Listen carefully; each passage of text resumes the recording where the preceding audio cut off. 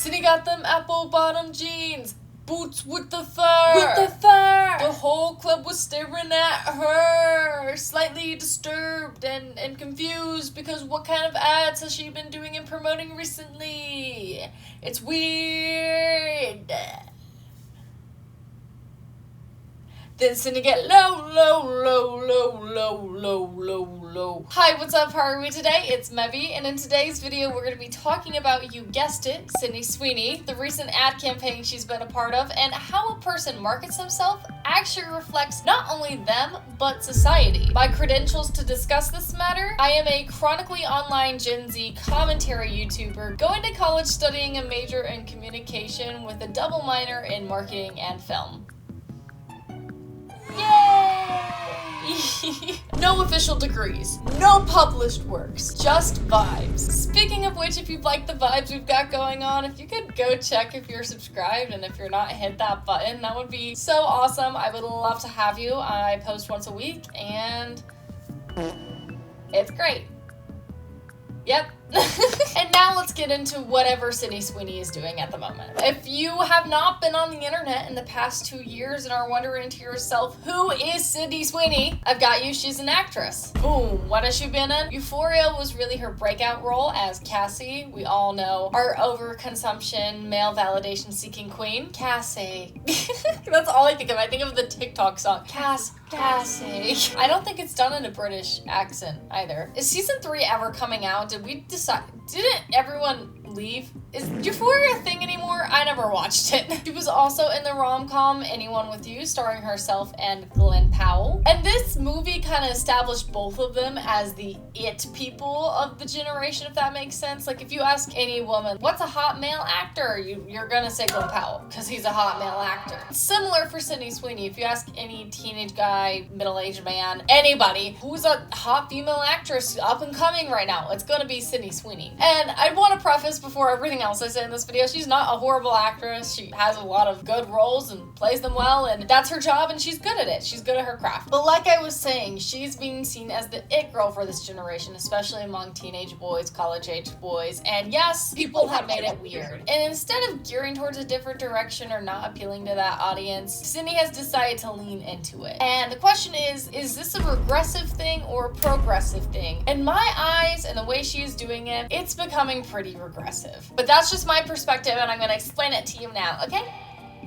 Awesome. IMO. Is that in my opinion? I think that's in my opinion. I always read that as LMAO. I just put together, like, yesterday that IMO is in my opinion. And that's the kind of genius we're working with today, my brain. I remember like 1 or 2 years ago, Sydney hosted an SNL, or appeared on an SNL, I'm not sure. She was on SNL, and she had a pretty low-cut top on, and a lot of people were talking about, oh, she's really appealing to like that side of her audience, or oh, she's just doing this for real attention, or oh, she just is in love with herself and is trying to flaunt herself. I remember I defended her. I was like, okay, pause. This isn't regressive at all. She's allowed to wear whatever she wants. She can't control the size of her boobs. If this was a flatter chested woman, this wouldn't really be a discussion, blah, blah, blah. And yes, I still very much do agree with those points. That goes for so many women in the media today. However, with her newer campaigns, and the more she tries to clearly appeal to a certain audience, it's getting harder and harder to use that to defend her. So let's just get into her most recent and relevant ad campaigns at the moment. And yes, I am going to get into the American Eagle jeans, but I fear there is a bigger fish to fry that came before the American Eagle jeans, and that is her soap. You might be thinking, if you are unaware of this, oh, she made a soap? That's cool. A lot of famous women pair with hygiene brands and get their own perfumes, soaps, makeup, blah, blah, blah, whatever. Correct. But this soap wasn't really directed at the women to wear. See, Sydney knows her power. She knows the audience she appeals to, and she knows that she fits within the male gaze. And she plays into that because that makes money, that works. That's what people use her for, basically. And use feels wrong, but I mean, yeah, that's what marketers are using her for. In the simplest way, sex sells. And so she does a lot of ad campaigns that market towards men. There have been a few ad campaigns she does that obviously market towards women, but a lot of what she does, especially this soap, is marketed towards men. How is it marketed towards men? You might look at the ad. It looks kind of girly. It's pastel, it's frilly. It doesn't look like it's like an Old Spice commercial. No, but it's made from her bath water. And you know what? As a woman myself, I don't ever see myself being called to use someone's bath water and a soap. No, I'd find that pretty gross. I'd find that counteracting what the soap is trying to do. Why is someone else's body germ water on me? And not only is the soap made from her bath water, it has a hole in it. A hole. Yeah. Why? Why do you think I couldn't use that? I have nothing to put in that hole. I could like stick my finger in it and like whip it around. So sorry. But her audience that she's marketing towards likely has something that they can fit in that hole and swing it around with. Okay, hey, ignore him. This isn't about him. Apparently the whole thing was a rumor. However, that does not mean that it did not discourage people from getting that idea and drilling in a hole themselves, okay? And also, the rumor, like, somewhat helped with publicity, so, like, although the brand, like, shut it down, they didn't necessarily discourage it because it was still helping getting the product sold and getting the product out there. So, it was still something somewhat encouraged by the soap and the campaign and blah, blah, blah, blah, blah, but was not an actual thing that they incorporated into the product. But other people definitely probably did once they bought the product, let's all be honest. Now, this I find to be not only regressive, but extreme. Did it actually have her bath water in it? Probably not. I don't see someone taking that many baths that it can be mass produced and marketed. Or maybe it was like a singular drop. But the fact that it is being marketed as bath water and that's what people are buying, again, reflection of society and also very extreme. It feels like, you know, that like one OnlyFans person who got like really like not famous, I don't know, like it was like a whole thing where this like OnlyFans person was selling her bath water in 2020, selling, and it like became a whole meme and everything. Selling bathwater 2020.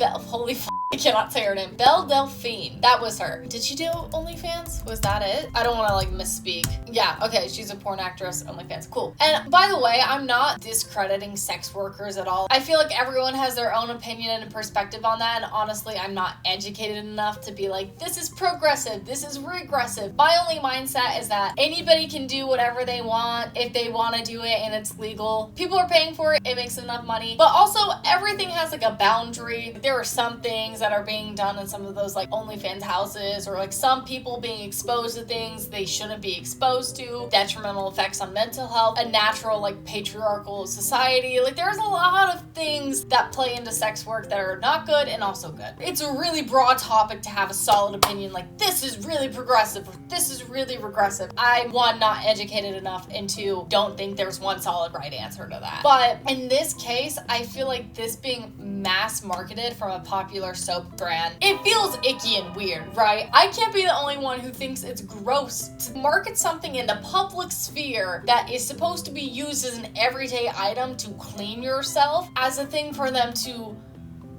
get off to. That's weird. That's odd. That's odd. And the fact that Sydney is using her market, her audience to promote that is odd. Coming from a girl's perspective, that feels gross and regressive and like objectification, which it is, because you yourself are saying you are in the object, you are the soap. That's objectification. So that's that whole ad campaign that felt very odd and weird. But this week, American Eagle released a campaign with Sydney Sweeney, and oh my gosh, they wanted to make a back-to-school campaign about buying your new jeans for the school year. Okay, get a famous person on there, Sydney. Yeah, if she's a popular famous actress, that will work. They made it odd. They made it weird. As someone who's taken 2 or 3 marketing classes going into my junior year of college, I feel like even I would know not to do that. Like, there are so many red flags being raised here. It's also just not effective marketing. It's weird and is actively hurting their brand image at the moment. Now, I'm gonna show you guys the ad, but it's also like pretty seductive, and I don't feel like promoting that on my channel because I don't know how old a lot of you guys are. It feels weird to me to be like, look at this woman's body. So I'm probably gonna blur and cut bits of it, just so you know this probably isn't the full ad. You can go find it if you want.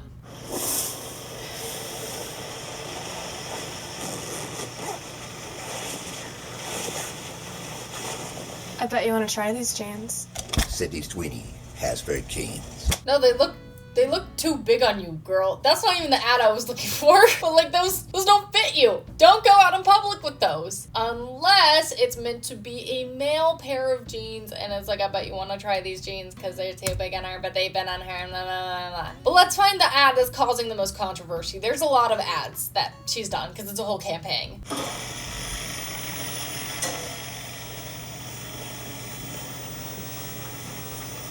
Sydney Sweeney has very keen. Okay, again, the ad I wasn't looking for that's like not causing the controversy, but also we barely saw the jeans. I'm so confused. It's just like, especially that angle, which we'll get into later, but the way it's filmed, the thing, they're rhetoric! Genes are passed down from parents to offspring, often determining traits like hair color, personality, and even eye color. My genes are blue. Sydney Sweeney has very keen. There's so much about that one in particular to be dissected. One, it barely shows the jeans, especially her standing up, walking. Usually if you're marketing jeans, you want people to be like doing stuff in them because jeans can often be uncomfortable. She's just laying down. Also with no bra. Open shirt, obviously everything's covered, but no bra. And it's like going up to her, she's laying down and she's like looking like that. And in all the ad campaigns where she speaks, it's very slow, it's very seductive. Sydney doesn't really sound like that. She's obviously using that kind of voice on purpose, whether she was instructed to or decided to. I don't know really who was in charge or led this campaign. Whoever it was does not know how to market jeans. But not only is it extremely seductive and doesn't really show the jeans in an effective manner, but also the play on word of jeans and jeans. Now you might think that's completely innocent. When you're at a pitch meeting, first thought, oh my god, jeans and jeans play on like Sydney Sweeney like won the jean lottery. Like she's kind of like our idyllic beauty standard and that's why she's like the it girl right now. Like her jeans are great and our jeans are great. So it fits. Pitch wise, brainstorming, that sounds great. When you actually think about marketing it to the public in today's political climate, not so great. Yeah, not so great. Do you know how many table reads, how many people, how many teams this needs to pass through to get posted? And to be a whole campaign? So many! How is nobody like, a blonde hair, blue-eyed person and us promoting her jeans and talking about how her jeans are the best and how those are the ideal jeans? And then have a whole ad that's a part of this campaign talk about her jeans to only emphasize this point and how parents pass down their jeans and how these are good, these are idyllic jeans. Like, Hey guys, we kind of had a whole issue with that about 80 years ago. I don't know if you remembered. It was pretty freaking bad. It was pretty horrible, actually. And in today's political climate that's becoming scarier and scarier, why did we think that was okay? Honestly, there are two possible answers to that question. One, their marketing and advertising team is dumb, like bad, like that's a bad move. That's a slip up. Two, they were fully aware of what this might imply and did it anyway, wanted to promote it anyway, and that's even more scary and disturbing. What? Why would that be okay? The world is so scary. And I also just want to say, side note, along with like the seductive angles and the personality they're using and everything, why this doesn't work as an advertising campaign, because this is a back to school season campaign. Not only college students get jeans, high school students, middle school students, elementary school students. Can you see why those two things it's kind of clashing, the seductive, sexy advertising campaign and back to school? Yeah, those two go together in my head. Those overlap. No, that feels pedophilic. That feels wrong. Also why this ad campaign doesn't make sense. Sydney Sweeney is usually marketing herself and her items and her brand towards men. These jeans are supposed to be marketed towards women. Why would someone who's been so controversial recently in the field of women's products, women's regression, women's progression, why would this particular ad campaign of her looking all sexy and seductive in a way that appeals to the male gaze attract women customers? I don't know. No. I am genuinely confused at what happened at all of the marketing meetings. How was this not flagged? And I know a lot of people are upset about like the whole people like analyzing the jeans and how people are like the woke left, the mob. No, you can't say those things don't have meaning because they do. Media, commercials, news, whatever, everything is a reflection of society and the political climate of our world. This rhetoric does have meaning. The camera angles, the colors, the tones, everything in film and in a piece of media that's used for promotional products or for creative reasonings has a meaning. They're trying to appeal to an audience in these campaigns. And if they are trying to appeal to an audience that is okay with glossing over this jeans and blonde hair and blue eyes and seductive male gaze campaign, that means that that is the popular audience that is going to bring in customers. In their heads. I don't think it is, but in their heads, that's how they perceive America at the moment, if that makes sense. That's why it has meaning. That's why it's important. That's why it's disturbing. Anyway, that's my little rant. Now back to Sydney herself. Now you might be thinking, but Mebby, there's another certain blonde who has been doing somewhat similar campaigns recently that you're a fan of. Who would that be? Sabrina Carpenter. Sorry, I was gonna say like Sabrina Carpenter. Oh, what the f is going on my hair? Hi, sorry. I was trying to say Sabrina Carpenter, like all cutesy and fun, and then I was reminded of that one clip of Shadow the Hedgehog saying Sabrina Carpenter. And I really love that clip, so that's what you got. Anyway, Sabrina Carpenter, my icon, my queen. But Sabrina Carpenter has been featured in a few campaigns recently that come across as sexual or embracing her own sexuality. I just love shaking that ass. You're really good at shaking that ass. Been shaking that ass for hours. Oh, shake that ass kind of sounds like shake that ass. Or quote unquote, I don't know how to word this, like not regressive, but playing into the male gaze when she's actively not, but actively is. It's a weird combination, but let me explain. Sorry, that was really creepy. I just realized I was rubbing my hands together like a fly. I didn't mean to do that. So Sabrina Carpenter's new album, Man's Best Friend, has this as the cover photo. And it's like, oh my gosh, she's playing into the male gaze. She's like worshiping men. But I can guarantee you, so many songs on that album are going to be man-hater songs. I mean, her most recent song, Man Child, I feel like we should get across the fact that she does not worship men.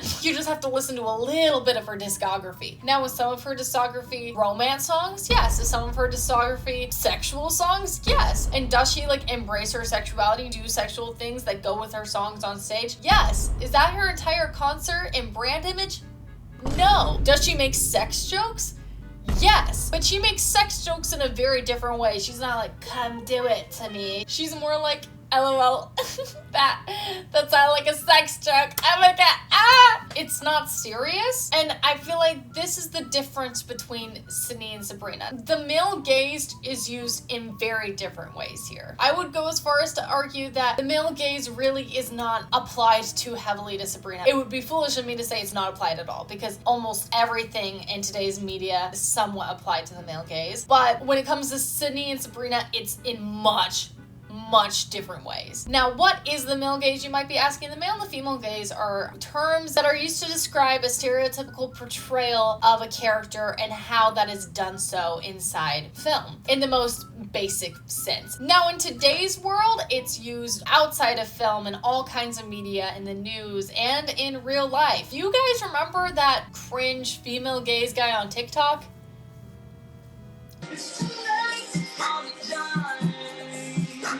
Yep, still gives me nightmares, but the gaze is essentially the lens, as in a camera lens, or the lens in which we see the world. This means that the angles, the camera movement, so many other film elements, all of that creates the gaze. So the male gaze, as said in an article from Very Well Mind, written by, I'm going to mispronounce her name, I'm so sorry, Sarah Van Buskirk? If she sees this, she can correct me, I'm so sorry. But Sarah has written that the male gaze describes a way of portraying and looking at women that empowers men while sexualizing and diminishing those women. Now, a female gaze actually shows more of an emotional perspective and what emotions can be understood through those camera angles, through that person, through that character, whatever. So it's not necessarily the same thing inverted. It's like how a woman sees the world versus how a man sees the world, kind of, Not really, kind of. It's a whole other video topic, to be honest, and I'm so sorry. This is my quick intro course to it. But anyway, Sabrina and Sydney are both in the prime of their careers, doing ad campaigns that have sexual references in them, and one of them is seen as very controversial, and the other one is seen as for the girls. What separates them? My perspective, intention. Intention is what is the shift behind these two things. Who are you doing it for? Why are you doing it? And what is the end goal? If we apply this to Sabrina, for example, like I said before, her album is going to be a male-hating album. I don't think we need to take her album cover and be like, she's worshiping men, she's regressing all of us back. No. Her songs are going to be, you're so f***ing stupid for cheating, Barry. Why the f*** would you do that? I wrote love songs about you, you stupid Irish bitch. That's going to be one of the songs, and I'm so excited to listen to it. And another one of her songs is going to be like, I'm so sexy, you know you want this, and I'm also going to jam out to that. I'm going to be like, yes, Sabrina! Get it! That being said, if we apply that to these questions, who is she doing it for? Sabrina knows her main audience, and that is likely the girls who grew up with her from Disney Channel or listen to her their whole lives, and the girls, gays, and theys who are listening to her now. Like, that's her primary audience. Of course, that's not everybody, but young Gen Z with her sense of humor that likely grew up with her in some way, shape, or form. And usually it's more feminine people listening to her music because that's who she writes for, and that's the perspective she's writing from. It's directed not towards the typical American cis white male. Why is she doing it? I think the way she does this, her ad campaign, such as her Dunkin' campaign, or her recent Rolling Stone magazine, yes, those appear to be pretty sexual, but I think she's doing it in a way that embraces her sexuality herself, and it doesn't come across as pleasing too hard to the male gaze. She has a very specific aesthetic and vibe she's going for, and all the background knowledge and experience that we've had with Sabrina in the past, we can assess this isn't like for the men on the Rolling Stone magazine. This is for her and her new album and her audience. And what is the end product? Not something that makes me feel like I need to turn off the TV around children, because it can go over their heads and it's not explicitly targeting body parts of Sabrina. I don't know if you guys noticed in the American Eagle commercials, but we weren't seeing the jeans because we were seeing a lot of other parts of Sydney's body. Why? Why?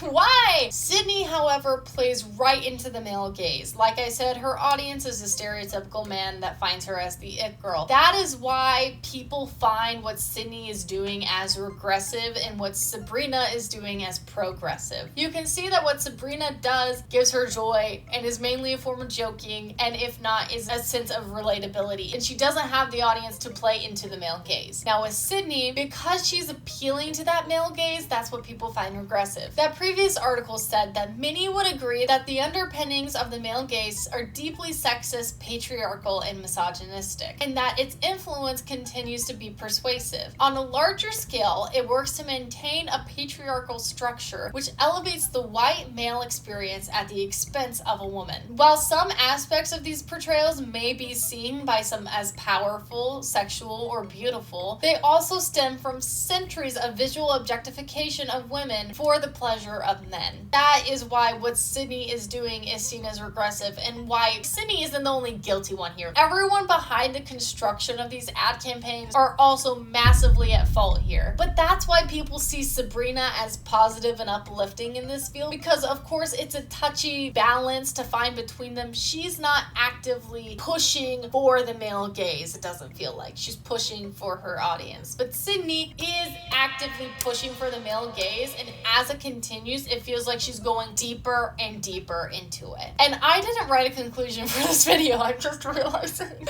I feel like now I'm just yapping in circles. Those were all the main points I had to make. But yeah, in case you needed an internet lore update, that's what's going on with Sydney Sweeney and her ad campaigns. If you guys have any thoughts or opinions on this, please let me know in the comments below. I think this subject is super interesting. And while you're down there, you could actually hit the like button, and while you're down there, you could hit the subscribe button. The majority of my viewers are not subscribed, so I think we should fix that. If you want to follow any of my other socials, they are somewhere on this screen. And yeah, I hope you guys enjoyed the video. I hope you guys are having a great day, and I love you.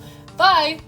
Also, yes, if you stayed this long, I did dye my hair. Thank you for noticing. It's technically back to natural, but it's darker because we had to put a whole day. I don't know if you guys care. We had to put a whole other layer of dye on, and it ended up being like dark. It's black now, basically. I feel like I have aura. Don't unsubscribe if you heard that. I take it back. I don't have aura. Or do I?